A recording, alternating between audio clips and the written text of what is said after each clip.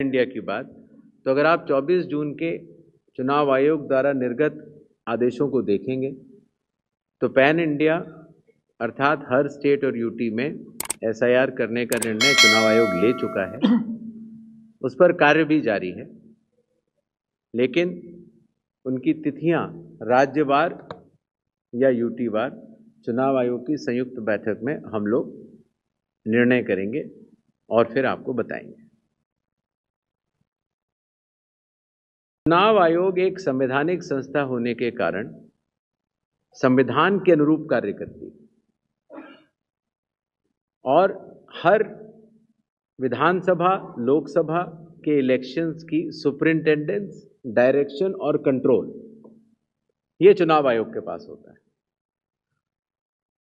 लेकिन जो वैधानिक अधिकारी होते हैं, जैसे मतदाता सूची बनाने के लिए हर विधानसभा क्षेत्र में विकेंद्रीकृत लोक प्रतिनिधित्व कानून के अंतर्गत ईआरओ की जिम्मेदारी होती है कि वो मतदाता सूची बनाएं। फॉर्म 6 अगर आता है, कोई नया मतदाता आता है, फॉर्म 7 अगर आता है, फॉर्म 8 आता है, तो उसके ऊपर निर्णय वैधानिक रूप से क्वाजी जुडिशियल बॉडी के रूप में ईआरओ ही लेते हैं। अगर उनके द्वारा लिए गए किसी निर्णय पर किसी को भी आपत्ति हो तो वो जिला मजिस्ट्रेट के पास अपनी अपील दे सकता है, और अगर जिला मजिस्ट्रेट के पास से उसको मिले निर्णय से असंतुष्टि हो तो वो चीफ इलेक्टोरल ऑफिसर के पास जा सकता है और वैधानिक रूप से मतदाता सूची बनाने का काम उस स्तर पर खत्म हो जाता है। तो चुनाव आयोग के द्वारा दिए गए निर्देशों, लोक प्रतिनिधित्व कानून के अंतर्गत और संविधान के अनुरूप ये सारी व्यवस्था कार्य करती है। राजनीतिक दलों को भी, जैसे मैंने आपको अभी भी बताया, बार बार ये कहा जाता है कि आप अपने बूथ लेवल एजेंट्स नामित करें, आप अपने विधानसभा क्षेत्र के जो भी आपके हेड हैं उनको नामित करें, आप जिला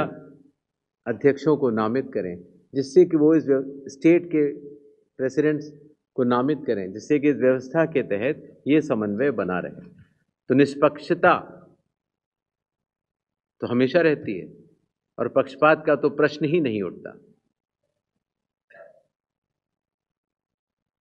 जहां तक विशेष गहन परीक्षण में जो मतदाता सूची का एक सराहनीय शुद्धिकरण का कार्य हुआ है, बिहार के सभी मतदाताओं ने चुनाव आयोग के साथ मिलकर इस सूची के शुद्धिकरण में अपना पूर्ण योगदान दिया है। चुनाव आयोग के साथ कार्य करते हुए किसी भी मतदाता को अगर कोई भी शिकायत रही हो तो उसका निराकरण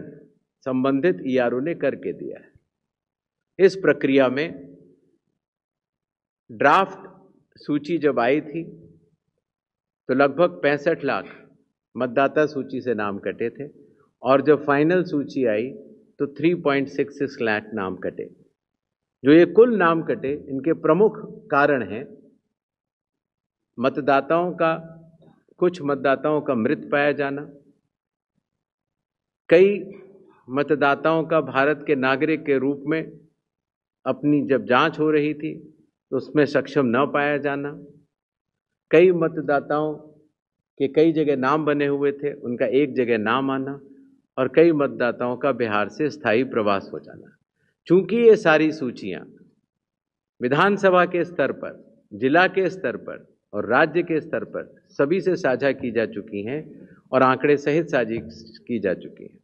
इसीलिए ये अलग अलग जो आप की बात कर रहे हैं वो चुनाव आयोग के स्तर पर नहीं, ईआरओ, डीईओ और सीओ के स्तर पर इसका पूर्ण विश्लेषण उपलब्ध है।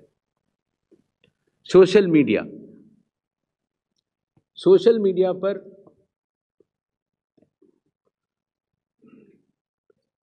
सेल्फ रेगुलेशन से बड़ी कोई चीज नहीं हो सकती। अगर आप ये वीडियो YouTube पर देख रहे हैं तो हमारे चैनल को सब्सक्राइब कर बेल आइकन दबाएं, और Facebook पर देख रहे हैं तो हमारे पेज को लाइक करें।